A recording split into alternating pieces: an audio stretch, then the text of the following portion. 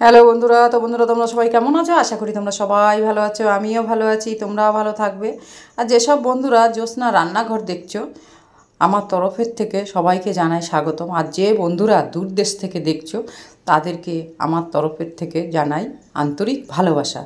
তো বন্ধুরা দেখো, আজকে আমি পুঁই শাকের যে দানা হয়, তো পুঁই শাকের আজকে একে বিটুলি বলে, কিন্তু অনেকে দানাও বলে। তো দেখো, যে দানা ফুলগুলো হয় সেই দানা আজকে আমি কিভাবে রান্না করব তো তোমাদের দেখাবো। তো পুঁই শাকের এই দানা ভাজা খুব টেস্টি লাগে আর খুব সুন্দর লাগে, এক থালা ভাত খাওয়া যায়। তো আজকে পুঁই শাকের দানা কিভাবে ভাজবো তো তোমাদের দেখাবো, তোমরা দেখতে থাকো প্রথম থেকে লাস্ট তক রেসিপিটা দেখো, আশা করি তোমাদের খুব ভালো লাগবে। তো সবজি দিয়ে যদি ভাজা যায় তো আরও ভালো লাগে। তো দেখো, আমি সবজি নিয়ে নিয়েছি, আর দেখো আমি পুঁই শাকের দানাগুলো ছোট ছোট করে কেটে নিয়েছি। এই দেখো, আবার কিছু কিছু পুঁই শাকের দানা পেকেও গেছে, লাল লাল হয়ে গেছে, সেগুলো নিয়েছি। আর কিছু কাঁচা কাঁচা আছে, সেগুলো একসাথে কেটে নিয়েছি। তার সাথে দেখো সিম কেটে নিয়েছি, একটা সিম 3 ভাগ করে। আর ডুমো ডুমো করে দেখো আলুও কেটে নিয়েছি, আর সাথে কুমড়োও নিয়ে নিয়েছি। দেখো সব ছোট ছোট করে কেটে আমি নিয়েছি। এবার কিভাবে রান্না করব তো তোমাদের দেখাবো। বন্ধুরা, তোমরা যদি এই পুঁই শাকের দানা ভাজো বাড়িতে, খুব খুব খেতে সুন্দর লাগে, আর সবজি দিয়ে তো আর কোনো কথাই হবে না, খুব ভালো লাগে। তো দেখো, আমি প্রথমে কড়াইটা বসিয়ে দিলাম। কড়াইটার মধ্যে আমি তেল দিয়ে দেবো। কড়াইটা গরম হয়ে গেলে আমি তেল দিয়ে দেবো। তেলটা একটু বেশি দিয়ে দেবো, যেহেতু অনেকটাই সবজিগুলো আগে ভেজে নিতে হবে আমাকে, এর জন্য একটু তেলটা বেশি করে নিতে হবে। তো দেখো, আমি এবার তেলটা একটু নেড়ে দিচ্ছি। তেলটা গরম হয়ে গেলে আমি ভেজে নেব।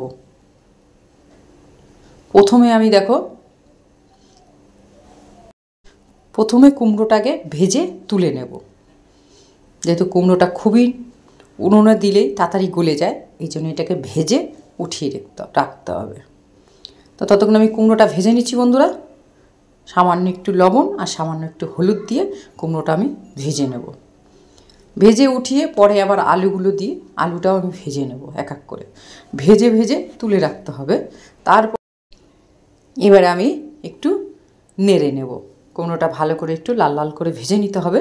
ভেজে আমি তুলে নামিয়ে তারপরে আবার আলুগুলো ভেজে নেব, আলু ছিম এগুলো ভেজে নেব।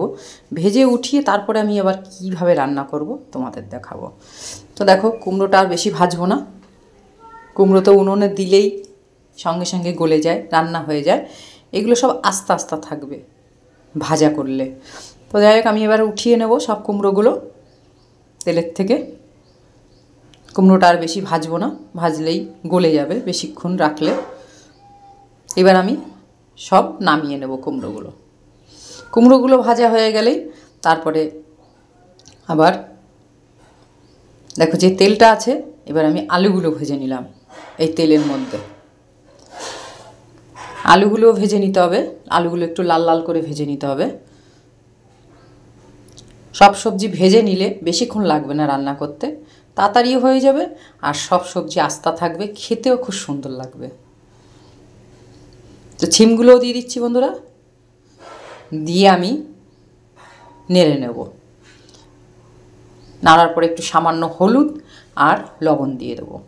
লবণ দিয়ে ছিম আলুগুলো ভেজে উঠিয়ে নেব। লবণ দিয়ে দিয়েছি বন্ধুরা।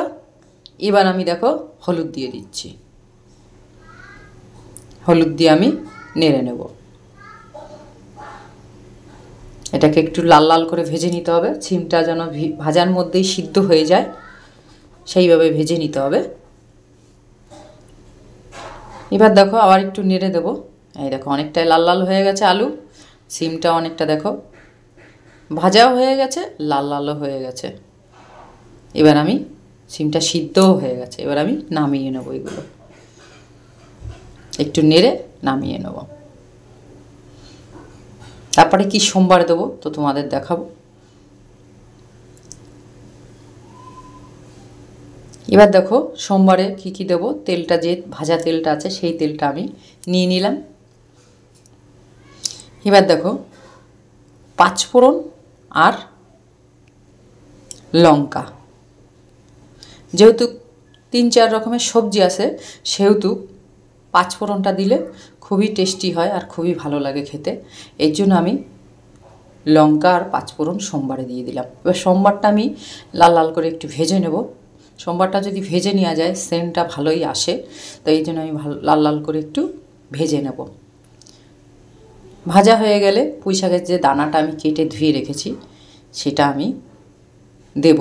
তার আগে আমি একটু বড়ি দিয়ে নেব। বড়ি কটা ভেজে নেব লাল লাল লাল লাল করে, লাল লাল করে ভেজে নিতে হবে বড়িটা, না হলে কাঁচা থাকলে গন্ধ লাগবে বড়িটার মধ্যে, এই জন্য লাল লাল করে ভেজে নিতে হবে। আর বড়ি যত ভেজে নেবে তত সেন্ট আসবে, খাওয়ার সময়ও খুব সুন্দর লাগবে খেতে। এই জন্য আমি বড়িগুলো বারে বারে একটু নেড়ে দিচ্ছি। তো দেখো হয়ে গেছে, আর সামান্য একটু লাল লাল হলে ভালো হবে, এই জন্য আমি আর একটু নেড়ে নিচ্ছি। তো বড়িগুলো ভাজা হয়ে গেছে, এই দেখো লাল লাল হয়ে গেছে। এবারে পুঁই শাকের দানাটা আমি এর মধ্যে নেড়ে চেড়ে নেব, কেটে রেখেছি যেগুলো। তো আমি দিয়ে দিচ্ছি পুঁই শাকের দানাগুলো। এবার একটু নেড়ে নেব পুঁই শাকের দানাগুলো।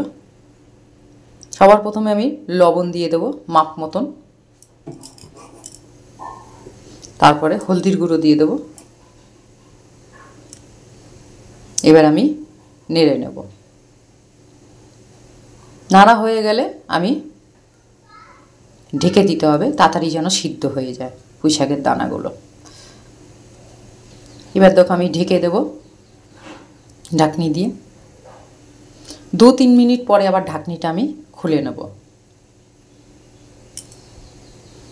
ততক্ষণ বন্ধুরা হতে থাকুক। এবার দেখো আবার ঢাকনিটা খুলে নিলাম 2-3 মিনিট পরে। তো দেখো অনেকটাই সিদ্ধ হয়ে গেছে। তার মধ্যে দেখো আমি 2-3টে লঙ্কা আমি দুভাগ করে দিয়ে দিলাম। এতে কোনো মশলা দেব না, মশলা ছাড়াই রান্না করব। এবার আবার একটু ঢেকে দেব। আবার 2-3 মিনিট পরে আবার ঢাকনিটা খুলে নেব। তো দেখো আবার ঢাকনিটা খুলে নিচ্ছি। এইবার দেখো পুরোই সিদ্ধ হয়ে গেছে, এই দেখো। এবার সিদ্ধর মধ্যেই বড়িগুলো যেহেতু দিয়ে দিয়েছি আগে, বড়িগুলো গুঁড়ো হয়ে যাবে নাড়তে নাড়তে। একটু ভালো করে নেড়ে নেব। তো নাড়ার পরে বন্ধুরা এবার দেখো যে সবজিগুলো ভেজে রেখেছি সেই সবজিগুলো আমি দিয়ে দেব। বন্ধুরা আর বেশিক্ষণ লাগবে না, যেহেতু সব সবজি ভাজা সেহেতু টাইম লাগবে না। তো আমি একটু ভালো করে নেড়ে নিচ্ছি বন্ধুরা। নাড়ার পরে এবার সামান্য একটু, যেহেতু সবজি দিয়ে করছি সেহেতু একটু সামান্য চিনি ছড়িয়ে দেবো, সামান্য পরিমাণ। চিনিটা দিলে টেস্টি হয়। আর তার সাথে একটু গরম মশলা দিয়ে দেবো। এবার ভালো করে একটু নেড়ে নিতে হবে। যেহেতু গরম মশলা দিয়েছি, চিনি দিয়েছি, সেহেতু সবজিগুলো সব মিক্সড করে নিতে হবে। এবার একটু ভালো করে নেড়ে নিতে হবে। তো বন্ধুরা দেখো সব সবজি কিন্তু আস্তে আস্তে আছে, বড়িটাও দেখো আস্তা রয়েছে। নাড়তে নাড়তে বড়িটাও ভেঙে যাবে। এবার বারে বারে একটু নেড়ে দেবো। দেখো বড়িটা গুঁড়ো হয়ে গেছে। আর আমি বেশিক্ষণ রাখবো না, নামিয়ে নেব। তো বন্ধুরা তোমরা সবাই বাড়িতে এইভাবে বানিয়ে খাও।